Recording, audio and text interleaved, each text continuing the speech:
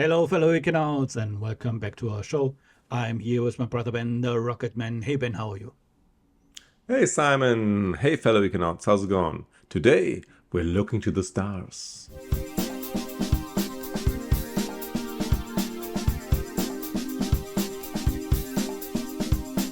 Today we're talking about astrology, and I would like to know what's the difference between astrology and astronomy? Astronomy is a science that explains how celestial bodies move, whereas zodiac and astrology is a belief system that connects star system or star alignments and the human behavior and events that influence your life. Are there others beside the Western zodiac signs? Of course, there are others. Besides the Western zodiac system, which is obviously in our culture very strongly known, there is, for example, the Chinese zodiac system. I think that's also quite known even in the Western world. But there are also variants from these two. For example, Indian has a similar system like the Western system, but with different animals, as far as I know. Then there is the Japanese and the Tibetan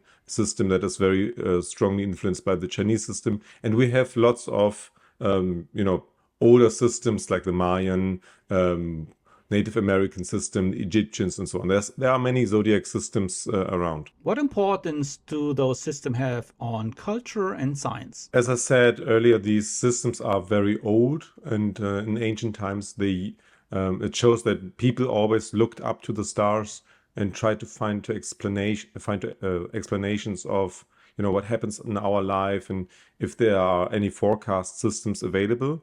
And of course, because of that, they started to gaze at the stars and to explain how they move. So it definitely had a very strong influence on astronomy. Maybe they had the same origin, I'd say. But even on that, like the zodiac systems and the astrology in general had a very strong influence on calendars, which is very important for agriculture, for example, and on ritual. And also there's a very strong connection between astrology and the human psychology. Humans have, of course, when they were looking into the sky and they saw the moon and the tides and the moon, there was an influence to kind of think about other celestial bodies may have influence on our lives as well. Would you agree with that? Yes, I think the difference between astrology and astronomy here could be described as the difference between correlation and a causality. So correlation means two things happen always at the same time. And then if you are just observing that, or humans tend to explain that one influences the others directly. Whereas causality means there might be a different thing behind the scenes that we haven't seen yet that actually causes both. There's a good example for summertime. In summertime, you have an increased amount of people drinking beer, and you have an increased amount of people having a sunburn. So now, if you just do the correlation, you could say drinking beer causes sunburn, which obviously makes no sense. But when you understand it's hotter in summer, so people are more thirsty. That's why they tend to drink more, also more alcohol and more beer. And also they are exposed to more sunlight, therefore they get more sunburn. So this is sort of the difference between astrology and astronomy. But over that, of course, astrology has a very important role in culture, especially in time when humans couldn't explain most of this thing, most of the physical connections, like the example you gave with the moon and the tides.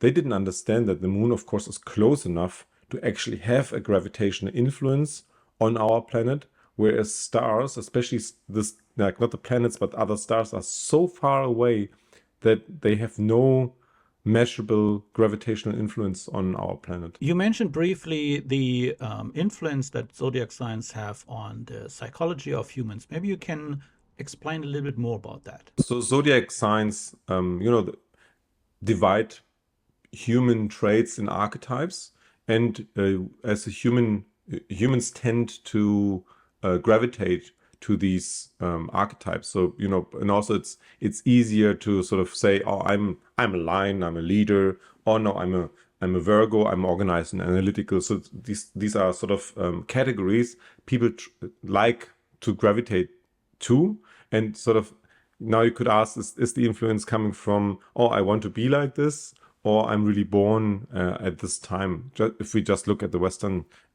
zodiac system, of course.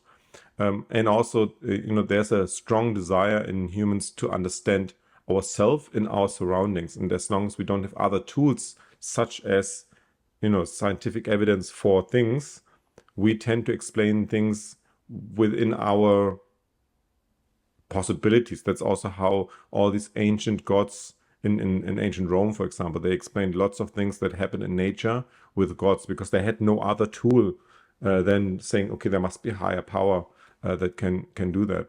And I think also, moreover, especially in times when you have uncertainty, when something happens, maybe there's a, I don't know, bad economy, there's war, or you have a personal depression or something, people want to some help in this uncertainty, and they look to get out of this. So often they turn to astrology to give them some hope to get out of this. So I think astrology does have a very important role for people, but it's more a belief system, and it's not a scientific based and evidence based system like astronomy. I also think it's important to mention that, of course, it's not a bad thing. We had like 100 years ago only the possibility to travel in a certain way. Now we can visit the moon and the stars. So our technology has, of course, moved forward, and so has also our ability to understand our surroundings and our nature. So it's not a bad thing that No, our ancestors have tried to find answers in the stars. And I also think it's important to mention that this might have been a stepping stone for us to, have a better understanding. And I think that this is the human nature, that it's like super interesting that we always try to find answers for a problem. Wouldn't you agree? absolutely. I think like religion as well, astrology, the need to explain things, the need to find answers, that's the human nature. This is why we are where we are. This is why we build all the scientific evidence. The more curiosity there was to understand what's going on around you, the better.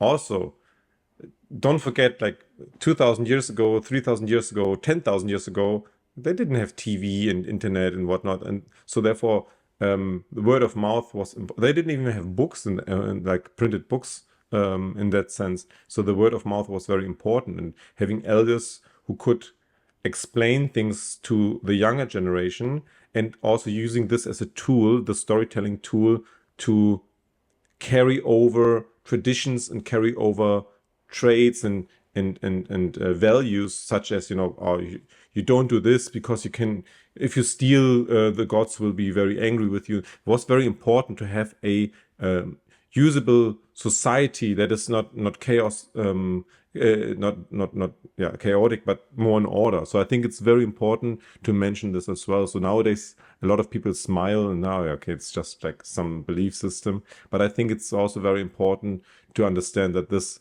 as you said, is a stepping stone for humans to get to the point where we are now. Yeah, definitely a stepping stone in the development from us. And I think you made a very good point. If you're a parent, you can actually see it yourself. You will not expose your kids to certain content when they're at a certain age. It makes sense because they are not capable of really grasping the concept at a certain age. So humans in that regard are like children growing up slowly and understanding the surroundings more and more the older they get. Well, I think Yes, that we can finish on that note, if you don't mind. If you like this episode, please don't forget to leave a like and subscribe if you haven't already. and don't forget this forecast to put that notification bell on so you don't miss out on any other episode anymore. And I hope I see you next time. Have a good one. Bye bye. See ya.